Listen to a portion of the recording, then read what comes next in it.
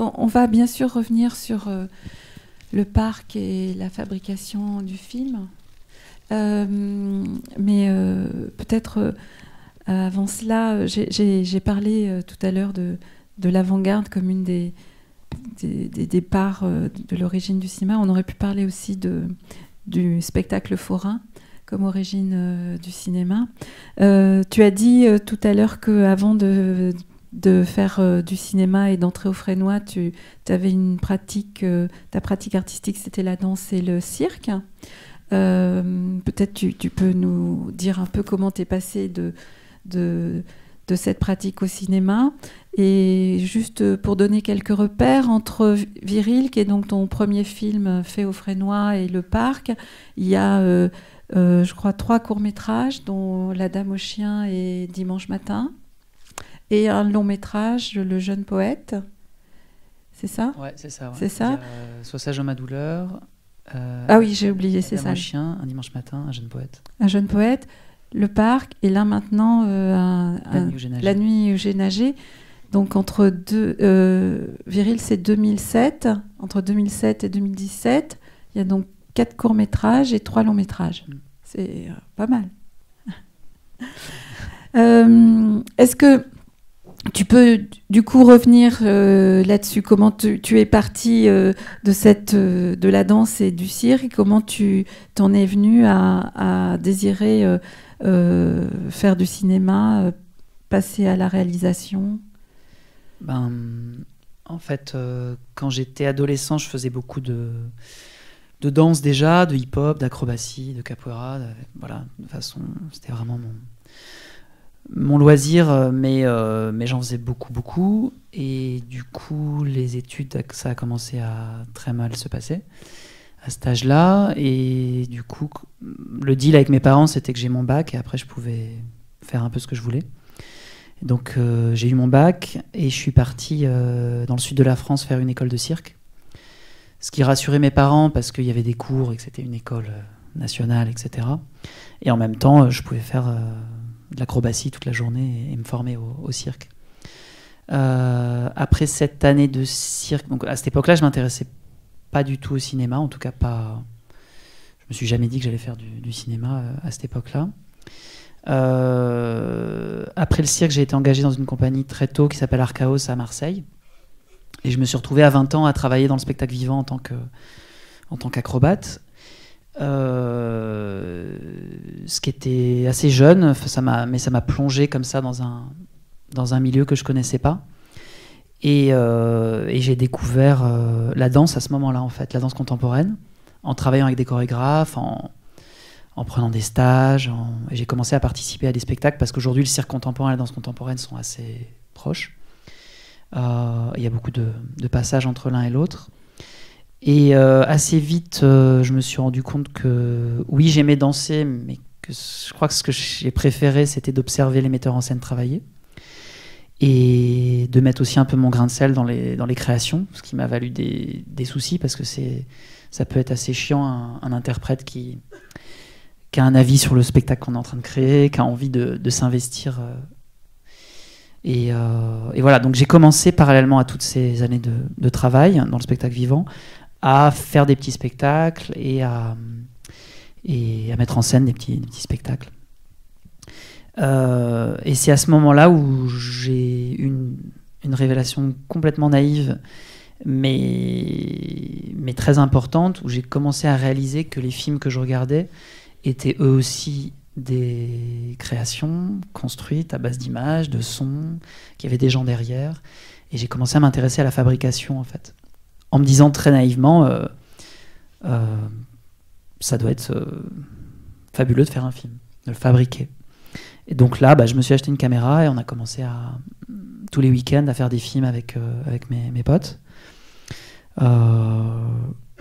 Mais sans me dire, je ferai des films plus tard. C'était vraiment une période de pur plaisir, de pure joie. Et c'était juste génial de faire des nuits blanches en tournant des films et en faisant un peu n'importe quoi, en fait, en faisant énormément d'erreurs, sans scénario, c'était vraiment à l'arrache. Et notamment, je filmais beaucoup des danseurs ou des scènes de danse ou des choses comme ça, un peu étranges, comme ce que vous avez vu. Et puis, à un moment, j'ai vu que ma passion pour le cinéma commençait à vraiment prendre pas mal de place et que le métier d'interprète m'intéressait de moins en moins. Et j'ai essayé de passer la Fémis et le Frénois. La Fémis, j'ai raté, et le Frénois, je l'ai eu. Et du coup, je suis parti au Frénois et j'ai réussi à rentrer au Frénois parce que j'avais d'expérience professionnelle dans le milieu artistique. Parce que sinon, il fallait rentrer avec 5 ans de... C'est bien ça, hein, avec 5 ans d'études que j'avais pas à faire, en fait. Et à partir de ce moment-là, j'ai fait donc ce premier film, Viril. Et voilà, dès le premier jour de tournage, mais vraiment dès le premier jour, je me suis dit... je me sens bien, il y a quelque chose qui... Il y a une évidence pour moi. Et tu as dit que les 2 films qu'on a vus là, Viril et Le Parc, avaient des liens très forts. Est-ce que qu'est-ce que tu peux dire de ces liens? C'est quoi les liens que, selon toi, il y a entre les 2 films? En fait, c'est plus en m'interrogeant sur la journée, sur le thème de la journée, que j'ai commencé à me poser des questions sur est-ce qu'il y a des films, certains de mes films qui ont des liens les uns avec les autres. Parce que sinon, c'est pas une question que je me pose forcément. Et là, j'ai l'impression qu'il y a quelque chose autour du, disons-le, de la danse, quoi. Mais sinon de l'acrobatie, du mouvement, quoi. Il y a vraiment, pour moi, Viril, les 7 acteurs sont des circassiens. Tous. Naomi, l'actrice du Parc, est circassienne. J'ai fait des castings dans les écoles de cirque. Et à la base du Parc, j'avais une autre idée qui n'était pas... c'était pas une marche en arrière qu'elle faisait, mais c'était un salto arrière, en fait. Je sais pas si c'est clair, mais en fait, le projet est vraiment parti de cette idée du salto arrière, ce geste-là, quoi. Donc j'ai écrit un scénario là-dessus, en fait, sur cette jeune fille dans un parc qui cherche à faire un tour complet dans les airs. Et en écrivant le scénario, je me suis rendu compte que ce geste de revenir en arrière me parlait aussi d'autre chose, éventuellement de quelque chose de plus vaste que juste le geste. Mais du coup, je l'ai transformé, le salto arrière, en marche à reculons. C'est-à-dire que tu veux dire qu'il n'y avait que l'idée du salto arrière, il n'y avait pas l'idée qu'elle voulait revenir en arrière dans son émotion, c'était juste l'idée du geste. Il n'y avait pas encore la relation amoureuse. C'était juste l'histoire c'est parti de là, hein, l'histoire d'une jeune fille qui va dans un parc et qui du matin jusqu'au soir ne s'arrêtera pas tant qu'elle n'aura pas effectué un tour complet en l'air. Et c'est ça le scénario que j'ai écrit et ensuite je l'ai transformé. Tu l'as transformé à quel moment ? Je l'ai transformé en très peu de temps avant le tournage. Très peu de temps avant le tournage parce que peut-être 1 mois avant le tournage, un truc comme ça. Et puis ensuite le tournage, on est arrivé, on a tout réécrit, on a pris une semaine complète et on a vraiment écrit le film à ce moment-là. Donc on va revenir sur comment tu fabriques les films, mais je pense qu'avant ça, ce qui est intéressant, c'est que, je suis très étonnée de voir que même dans ce film-là, donc le point de départ de l'envie du film vient d'un geste et vient de quelque chose performatif, d'une performance du corps, qui est ce qu'on voit dans le premier film. C'est-à-dire qu'à chaque fois, c'est des moments où c'est une performance que tu filmes à chaque fois.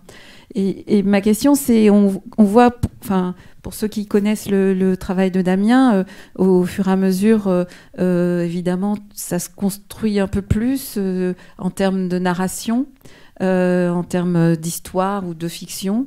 Mais c'est très ténu au fur et à mesure où ça avance.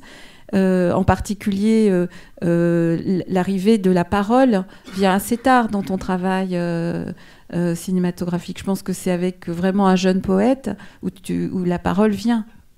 C'est avec La Dame au chien, en fait. Oui, enfin, c'est ténu. Ouais, c'est ténu, mais c'est une grande différence pour moi. Parce que j'ai toujours voulu, dès que j'ai commencé à faire des films, j'ai toujours voulu que ce soit des films de cinéma et que ça ressemble à du cinéma. Le truc, c'est que je me suis rendu compte que j'y arrivais pas. et que... Tu arrivais pas à quoi? À faire des films qui ressemblent à des films. Et en fait, ça m'a un peu complexé au début, parce que je me suis dit, j'ai pas la capacité, j'ai pas le truc en fait. Parce que en faisant Viril ou en faisant mes films Sois sage, oh ma douleur, etc., je voyais bien que je le faisais, je voyais le résultat, j'en étais pas mécontent, mais je voyais bien que c'était pas ça le cinéma que je regardais et que je voulais faire aussi. Et évidemment, le cinéma que je voulais faire, c'était un cinéma dialogué, c'était un cinéma narratif, et depuis le début. Seulement, j'ai aussi conscience de mes capacités et comment dire. Et donc j'y suis allé prudemment vers la parole, et j'y suis allé étape par étape, chaque film pour moi étant l'occasion d'apprendre quelque chose. Donc, par exemple, je suis aussi passé très tard à filmer des lieux en extérieur. J'ai commencé sur des huis clos. Mais pour moi, c'était une question énorme. Aller mettre une caméra dans une rue ou filmer un ciel ou un arbre, c'était d'une difficulté... je sais pas, ça m'a occupé l'esprit pendant des années en me disant je sais pas le faire, je sais pas le faire. En même temps, le parc, c'est un huis clos. Ouais, tout à fait. Mais ce que je veux dire, c'est que j'ai l'impression qu'à chaque film, il y a eu quelque chose qui s'est... Oui. Il y a eu un nouveau challenge ou un nouveau défi, et j'y vais étape par étape pour pouvoir... comment dire ? Je veux pas me perdre. Je vais essayer que ce soit le plus fort possible dans ce que ça propose. Donc du coup, j'y suis allé étape par étape. Et La Dame au chien, c'est la première fois qu'il y avait des dialogues. Du coup, mes films sont passés du côté de la fiction. Ils ont commencé à être considérés comme de la fiction. Et c'était... même si je le trouvais aussi très bizarre, le film, mais ça m'a permis comme ça de comprendre un peu des choses et de... Et alors, comment t'es passé au dialogue ? J'ai écrit un scénario pour... je suis sorti du Frénois, et l'été qui a suivi la sortie du Frénois, j'ai écrit ce scénario de La Dame au chien, mais j'avais jamais écrit de scénario, donc c'était une sorte de tentative, et j'ai eu le grec, et avec le grec, j'ai pu faire ce film. Et donc, tu as travaillé tout seul, ou tu as travaillé avec quelqu'un qui t'a aidé à faire le scénario ? Parce que dans tes films, il y a beaucoup de collaborations. C'est vraiment quelque chose que tu fais collectivement, même si tu es ton propre producteur et que tu réalises. J'ai l'impression que la question du collectif, c'est quelque chose qui arrive tout de suite. Dès Viril, il y a quelqu'un qui travaille avec toi à la continuité, on va dire, du film. Je peux pas... J'ai vraiment besoin de parler avec quelqu'un sur le tournage, de construire avec quelqu'un, de construire avec l'équipe. C'est pas quelque chose que je me vois faire tout seul. Non, du tout. Vraiment besoin que ce soit une aventure d'équipe, on va dire. Et des aventures, ça en est à chaque fois, quoi. Et alors, le passage du court-métrage au long-métrage ? Voilà, un vaste sujet. Comment ça s'est passé à ce moment-là ? Les courts-métrages, en tout cas les fictions, La Dame au chien et Un dimanche matin ont eu pas mal de succès dans les festivals, et ont fait que j'ai gagné des prix et tout, etc. Donc j'ai eu la possibilité de rencontrer des producteurs pour travailler sur, et évidemment passer au long-métrage, c'était ça l'idée. Avant de parler en termes d'économie et de production, justement en termes de travail, En fait, c'est lié. Parce que, pour moi, c'est lié parce que la production et l'artistique, c'est la même chose. C'est-à-dire, je fais les films que je fais et qui ont ce visage-là parce que, pour des questions de production. Tout est complètement lié. C'est pour ça que je suis obligé de parler de la réflexion qu'il y a eu. Parce que c'était pas... ça y est, je vais passer au long-métrage. Ça s'est fait étape par étape. J'ai travaillé avec une production pour... on va dire faire un premier long-métrage dans les règles, ou en tout cas avec un budget raisonnable pour là où j'en étais par rapport au succès de mes courts-métrages et tout, pendant 2 ans. Et ça s'est mal passé. Et c'est là où j'ai décidé de m'affranchir, entre guillemets, de cette étape-là et de faire un jeune poète. Et la réflexion, c'était... Mais tout ce que je vais dire là, c'est pas forcément c'est vraiment à prendre avec des pincettes. C'est ton propre parcours. Ouais, c'est mon propre parcours, mais chacun prend ce qu'il a à prendre là-dedans, parce que la réflexion, c'était que Si je suis capable de faire un film d'1 quart d'heure, je suis capable de faire 5 fois 1 quart d'heure. Donc c'est-à-dire si j'ai été capable de faire des courts-métrages, je suis capable de faire un long-métrage. Juste, ça prendra plus de temps, mais en gros avec la même équipe, avec la même énergie, je suis capable de le faire. Ce qui allait à l'encontre de tout ce qu'on me disait et de toute la pression qu'on me mettait à l'époque, en me disant tu vas voir le long-métrage, c'est complètement différent, tout change, etc. Effectivement, on passe dans l'industrie. On passe vraiment dans l'industrie. Mais concrètement, artistiquement, on me mettait une pression et du coup, je m'imaginais que, et je pense que je suis pas le seul, que le long métrage, c'était pas pour moi, quoi, que c'était un truc qui allait être super compliqué, que tout allait changer, que mes méthodes de travail, il fallait qu'elles changent. Et en fait, je me suis dit non, j'ai mes méthodes de travail, elles ont déjà porté leurs fruits, et je vais juste, au lieu de faire 1 quart d'heure, je vais faire 5 fois 1 quart d'heure. Ça veut dire 5 fois 1 quart d'heure, c'est-à-dire que tu l'as pensé aussi comme ça artistiquement. Quand tu as écrit le scénario, c'était comme ça de se dire c'est 5 fois... Non, c'était plus un concept, c'était plus une idée globale parce que... En même temps, on voit bien que même celui-là, il est construit en plusieurs parties. On peut vraiment faire...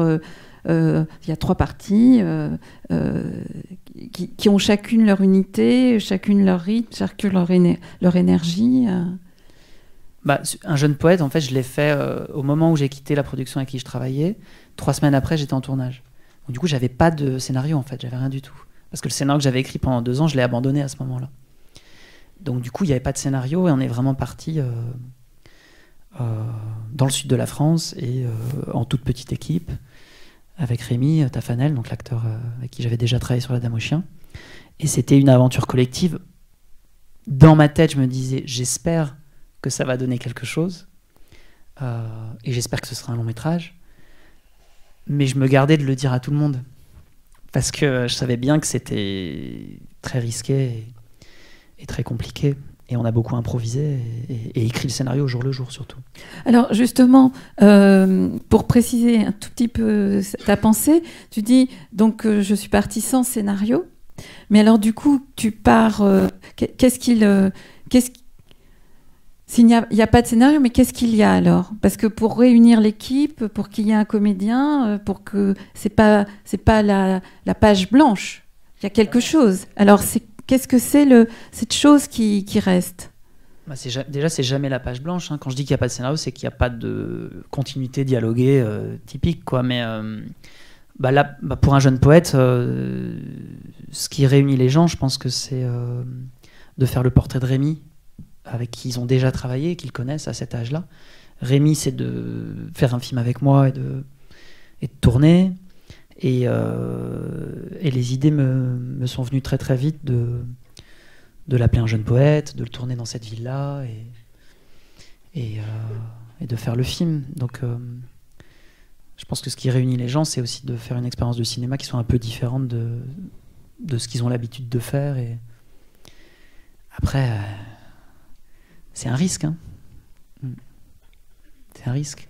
Et après, donc j'ai écrit 50 situations, 50 phrases. Et on les met à l'épreuve au tournage. On les met à l'épreuve. Et parfois, tu as 7 situations qui sont contenues en une scène. Donc je les barre. Je me dis, j'ai tourné une scène qui en fait raconte déjà ce que dit cette situation. Mais du coup, cette scène m'a donné une autre idée. Et je tourne chronologique et j'essaye d'écrire et de comprendre de quoi parle le film. Alors, on peut peut-être maintenant, puisque du coup, tu viens un peu de rendre compte de ta méthode, qui est cette méthode, c'est celle que tu utilisais déjà sur les courts-métrages, à peu près. À peu près, ouais. Une situation et l'épreuve du tournage pour la mettre, pour la voir comment elle se développe, comment elle s'exprime.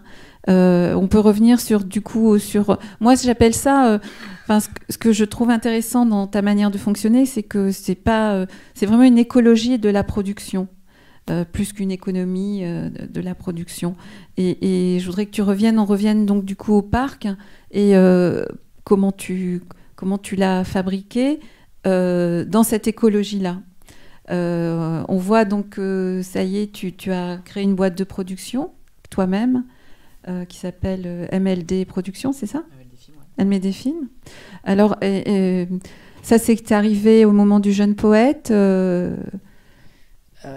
Alors, Et pourquoi avoir un outil de production? Qu'est-ce que ça ramène en plus par rapport à ton travail? Ce qui est étrange, c'est que cette société, je l'ai créée quand j'étais au Frénois, en fait. La deuxième année au Frénois. Mais je m'en suis pas servi, pas beaucoup, en fait, à cette époque-là. C'était une société de court-métrage à l'époque. Et je m'en suis un tout petit peu servi pour aider certains films ou pour coproduire un peu. L'idée, c'était que le fait d'avoir une structure permettait d'être plus libre et de pouvoir décider de certaines choses sur les projets, de rajouter un peu d'argent s'il y avait besoin, de me sentir un peu responsable. Mais j'avais absolument pas l'idée, quand j'ai fondé cette société, de produire mes longs métrages. Jamais de la vie, quoi. C'est plus la vie qui a fait que je me suis retrouvé à l'utiliser, cette structure. Et ta question, c'est qu'est-ce que ça apporte, en fait? Oui, c'est-à-dire comment ça... Du coup, puisque tu as dit que, tout à l'heure, tu as dit que parler de la production, c'est aussi parler de l'artistique, tu vois, de dire un peu plus ça. L'idée, mon avis, c'est que quand je travaillais avec un producteur, c'était à ce producteur de décider quand est-ce qu'on rentrerait en production, quand est-ce qu'on rentrerait en tournage, et des méthodes de travail aussi beaucoup. Et en fait, ça m'était insupportable. Et du coup, je pense que c'est un désir de liberté, c'est un désir d'indépendance. Et sur ces questions-là, et notamment par rapport au parc, si je peux en parler un peu plus en détail, l'aspect fondamental, c'est je décide des dates de tournage, avant même d'avoir le scénario, avant même d'avoir le projet. Donc c'est comme une autocommande, en fait. Si je disais, ok, on va tourner l'été prochain, et on va tourner l'été prochain. Donc après, j'appelle des gens et je leur dis, on va faire un film l'été prochain.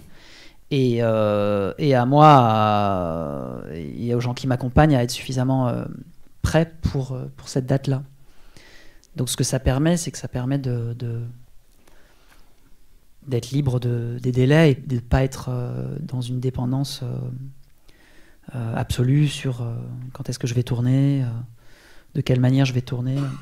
Donc évidemment, ça engage aussi des contraintes très fortes. Et ça fait que les films sont faits avec des budgets modestes. Et artistiquement aussi, je ne peux pas faire des plans de grue et des... Enfin, je pourrais, hein, mais ça prendrait pas mal de budget, donc je le fais pas. Donc du coup, j'essaie de travailler une adéquation entre les moyens de production et mes désirs de cinéaste, quoi. Et voilà, je pense que le parc, c'est un bon exemple. Après, il a été financé bizarrement. C'est-à-dire, je réinvestis l'argent que je gagne sur les précédents films dans le prochain. Donc il y a un réinvestissement de cet argent-là. Donc je mets l'argent de la boîte. J'avais eu, avec ce petit scénario sur cette fille qui faisait un salto arrière, j'avais eu une aide d'une région pour un court-métrage que j'ai transformé en long, donc. Une télé qui, sur la foi de mes films précédents, m'a dit « Ok, on te donne un peu d'argent ». Un vendeur international, une boîte de distribution, une petite coproduction. Voilà. Tout le monde était d'accord pour partir sur l'aventure du film à venir. Exactement, ouais. Et c'est là où il ne faut pas se foirer, quoi. Parce que du coup, c'est carte blanche et que quand... Après, moi, je leur montre le film terminé. Et ce jour-là, j'ai eu un peu peur, ouais. Mais ça s'est bien passé. Peut-être qu'il reste 10 minutes. Peut-être que si vous avez des questions à poser à Damien, c'est le moment. Oui. Bonjour. Merci de nous avoir présenté ces films déjà. Alors ma question, c'est, vous avez dit que vos premiers films, vous les trouviez bizarres. Et en fait, je trouve ça amusant de dire que son propre travail est bizarre. Et du coup, vous les trouvez bizarres par rapport à ce que vous espériez faire ou par rapport à ce qui existe. Même mes films que je fais aujourd'hui, je les trouve bizarres. Donc, non, parce que quand je commençais à faire des films, tu t'attends pas forcément à ce résultat-là, en fait.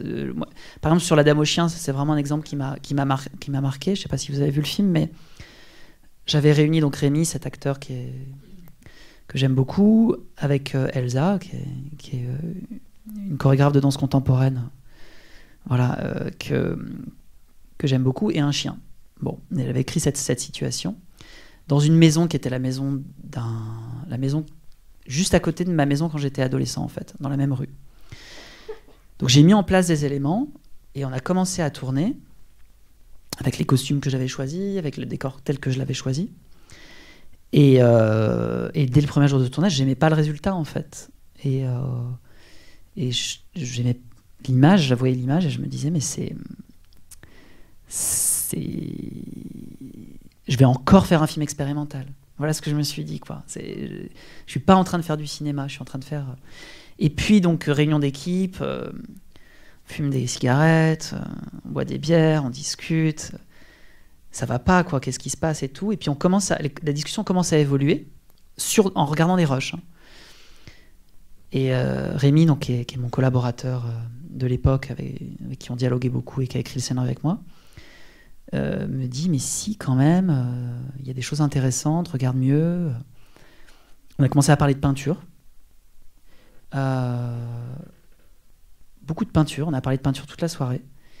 Et on a commencé à se dire que, ok, il y avait 2-3 petites choses à remanier, notamment chez le personnage de la dame, parce qu'elle parlait beaucoup dans le scénario que j'avais écrit. On s'est dit, elle va arrêter, elle va plus parler.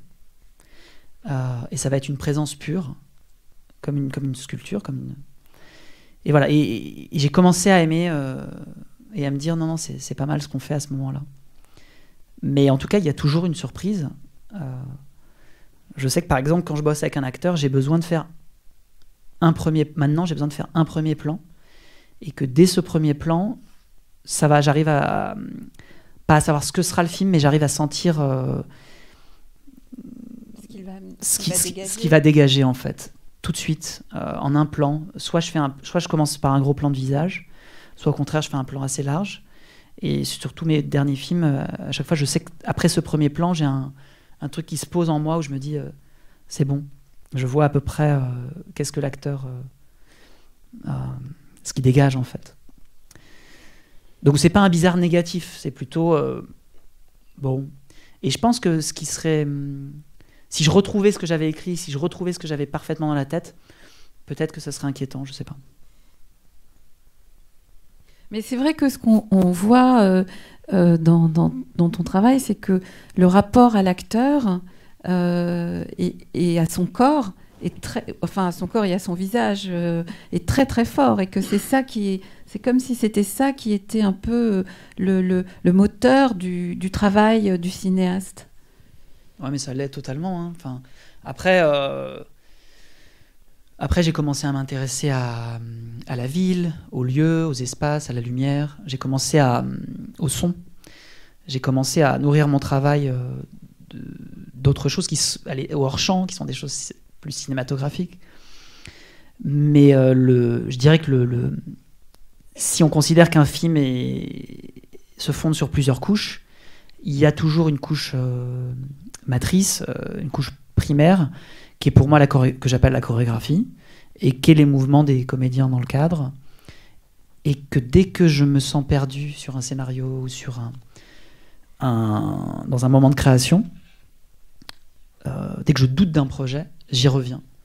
Je me raccroche à ça et ça me remet les pieds sur terre, et je me dis non, ce mec est beau, ou cette femme est belle, et la façon dont il marche, ce geste, ses mains, c'est pas pour rien que tu l'as choisi, et je me remets à prendre confiance dans le projet par le corps et parce que je crois que dans le fond c'est ce que j'aime le plus, c'est-à-dire observer les gens bouger voilà. Mais paradoxalement, j'ai besoin de fiction. C'est-à-dire, j'ai besoin de fiction, et de plus en plus j'ai besoin de fiction peut-être pour cacher cette première couche, mais je sens vraiment qu'il y a un rapport entre cette chorégraphie et la fiction, c'est-à-dire la circulation des sentiments, en fait. Mais de toute façon, dès le premier film, la fiction est très très forte. Et même, il y a une croyance où tu sommes le spectateur de croire en la fiction que tu mets en place d'une manière très forte, que tu ne déguises pas. Ouais, c'est juste comme ce que je disais tout à l'heure. Dès le départ, c'est ça que je voulais faire, des films de fiction. Mais voilà, j'y suis allé petit à petit. Et je crois que je m'y dirige de plus en plus. En tout cas, ça m'intéresse de plus en plus. Et j'essaye à chaque film d'avoir une fiction qui est un peu différente. Là, c'est un film qui est en 2 parties, enfin le parc, scindé en son centre et qui va volontiers d'un style à un autre. Dans le film que j'ai fait après, j'ai pas du tout cherché ça. J'ai cherché au contraire une sorte d'unité, de grande régularité, presque de platitude dans la fiction, pour amener une émotion de façon plus sourde. Donc j'essaye des choses, mais je me vois absolument pas. J'adore le documentaire, mais je me vois absolument pas faire un film sans que ce soit fictionnel, quoi. Une autre question avant qu'on fasse une petite pause. Oui. Dans le parc, comment tu t'y prends avec les acteurs ? Est-ce que vous répétez ? Est-ce que c'est très écrit ? Est-ce qu'ils ont un canevas ? Est-ce que tu les diriges pendant les prises ? Alors, ce qui est sûr, c'est que je fais surtout pas de répétition. J'aime pas faire des... Je travaille beaucoup dans le théâtre, et notamment avec des jeunes, des amateurs. Depuis 15 ans, je fais ça. Et en théâtre, je répète beaucoup, on améliore, tout est très chorégraphié, j'aime beaucoup ça. Mais en cinéma, je me vois pas du tout répéter avant les prises. Donc, et je crois pas non plus à la direction d'acteur comme une sorte de méthode. Je pense que tu t'adaptes aux gens avec qui t'es en permanence. Donc, je me dis toujours que si ça marche pas, c'est de ma faute et que j'ai pas su attraper la chose du bon endroit. Donc très concrètement, on arrive devant le banc, je place la caméra avec Isabelle, on met play. Vu qu'on est en numérique, on laisse tourner très très longtemps. Et il n'y a pas d'action. En général, j'essaye de ne pas faire d'action, en tout cas de moins en moins. On discute et je leur dis, voilà, on essaye, on va faire un truc, voilà, machin, sur le banc. Et je ne suis pas du tout précis. Mais pas du tout. Ils y vont, ils font la scène, et puis je vois ce qu'ils proposent. Et puis, on va la refaire. Parfois, on coupe pas, on laisse la caméra tourner, on refait direct. Je dirige pendant les plans. Je parle... sur ce film-là, je parle quasi en permanence. Ce qui est vraiment galère pour le montage son.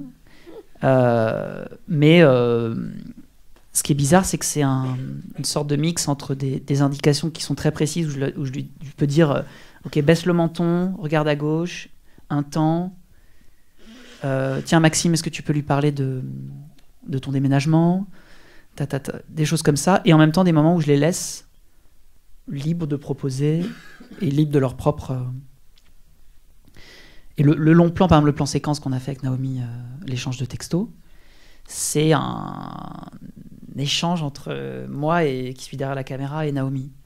Je lui indique toute la gestuelle en direct et elle vit la chose comme elle peut la vivre dans ce moment-là. Donc c'est vraiment une sorte de duo. Et voilà. En tout cas, une chose est sûre, je leur mets absolument pas la pression sur ce qu'on va faire, sur le travail, et je leur dis qu'il n'y a pas de résultat à atteindre et qu'on n'est pas en train d'essayer de faire les beaux, etc. et de faire un grand film. Ça se fait vraiment ultra... Et c'est des gens très... très agréables, très gentils, et ils sont pas du tout là-dedans, ils ont pas des rêves de stars ou quoi que ce soit, donc ils essayent avec moi. Et ce que je leur dis au début d'un tournage, c'est « je sais pas où on va, mais on va quelque part, faites-moi confiance ». Et à partir de ce moment-là, ils disent « ok ». Et après, c'est « bon, qu'est-ce qu'on fait demain, Damien, ou qu'est-ce qu'on fait aujourd'hui ?»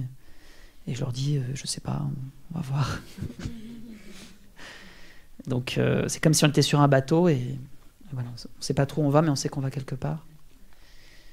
Et voilà, et après, le jeu, le type de jeu, ça tient à eux, ça tient à leur voix, à leur timidité aussi, beaucoup. Vous avez tourné combien de temps ? Le parc, c'est un mois, 4 semaines. Ouais. Ce qui était confortable pour moi, parce qu'un jeune poète, c'était 10 jours. Et voilà, c'était bien. Mais j'aimerais bien faire des films sur un plus longtemps. Et tu as tourné aux vraies heures du jour et de la nuit qu'on voit ou pas? Ouais, je suis obligé d'être très... C'est-à-dire la fin, c'est au tout petit matin. Ouais. Je suis obligé, vu que je fais toujours des films qui se passent sur des temps resserrés. Ça, c'est quelque chose dont je me suis rendu compte assez tôt que c'est ce qui me... Voilà, c'est mon truc, quoi. Ça m'intéresse. Du coup, c'est assez intéressant parce que tu as des qualités de jeu et des états. Tu peux aller vachement dans le détail, vu que tu es sur des temps très, très étendus, très resserrés. Mais en même temps, vu que c'est du temps réel, il faut travailler la lumière comme quelque chose qui avance et qui est narratif, du coup. Mais en termes de tournage, c'est vraiment galère parce que tu dois revenir... tu dois y revenir, en fait. Aux bonnes heures, faire attention. Et c'est pas simple, ouais. Non, c'est ça qui est très beau dans le parc, c'est qu'on a vraiment l'impression que la continuité du film, c'est aussi une continuité du temps, de l'atmosphère, et ça, c'est complètement présent, quoi. C'est dans un présent continu, quoi. Une des idées vraiment principales du film, c'est que il y a cette espèce de triangle, enfin, il y a histoire d'amour et son envers, on va dire. Mais un des trucs qui m'a le plus enthousiasmé au début, c'était de me dire ok, c'est quoi faire un film dans un parc, comment je vais m'en sortir, parce que moi je pose cette idée là, mais après je suis bien emmerdé. Comment je vais faire, en fait? C'est pas j'ai l'intuition parfaite, ça va être super, c'est pas du tout ça. C'est ok, j'ai décidé de ça, c'est conceptuel, en fait, j'ai décidé de ça. Je pense que ça peut être beau. Maintenant, quels sont les outils à ma disposition? Les outils à ma disposition, c'est les formes du parc et la lumière et les sons, suivant les heures de la journée. Et donc, ça, c'est l'écrin, en fait, dans lequel va se placer cette histoire. Mais au tout début, quand j'ai dit cette idée-là à mes collaborateurs, après, il faut que je me mette à bosser. Donc, du coup, se mettre à bosser, c'est aller dans les parcs, prendre des photos, marcher beaucoup, beaucoup dans les parcs, et me dire tiens, cet escalier, c'est intéressant un escalier, tiens. C'est pas rien. Tiens, une butte, si on se met au-dessus de la butte, c'est pas rien. Alors après, je pense à Ozu, je me dis, je vois ces scènes-là chez Ozu, où on est comme ça en haut d'une petite colline, on regarde le monde, ou chez Dumont, ou chez plein d'autres gens. Donc voilà, et je construis une sorte de géographie, une sorte de structure.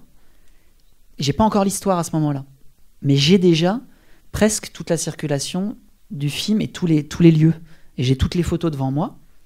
Et à partir de ce moment-là, l'histoire commence à émerger en regardant ce que ces lieux, les uns avec les autres, composent comme image et me donnent comme sensation. Donc c'est comme si je faisais, sur ce film-là en tout cas, et sur Un dimanche matin aussi c'était pareil, je fais ça à rebours, c'est-à-dire plutôt que d'avoir un scénario, l'histoire, et d'aller chercher les lieux adéquats pour cette histoire, je cherche des lieux dans lesquels je vais construire une histoire. Parce que je pense qu'il y a déjà une histoire sous-jacente qui existe déjà dans ce parcours et dans ces lieux. Très bizarre comme façon de fonctionner, mais moi ça me donne confiance. Je pense que ça peut inquiéter certaines personnes parce qu'ils n'ont pas encore l'histoire. Moi, au contraire, ça me donne confiance parce que c'est du concret.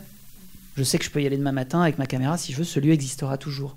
Alors que mon histoire, est-ce qu'elle est bien? Est-ce qu'elle n'est pas bien? Est-ce que ça va passer? Est-ce que ce dialogue est juste? J'ai plus de doutes.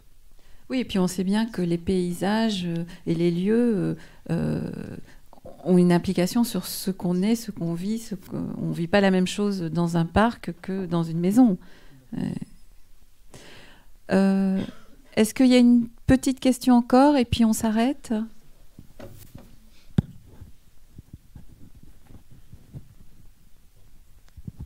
Alors, on fait une petite pause et on se retrouve dans 10 minutes pour rencontrer Éponine Monceau. Merci.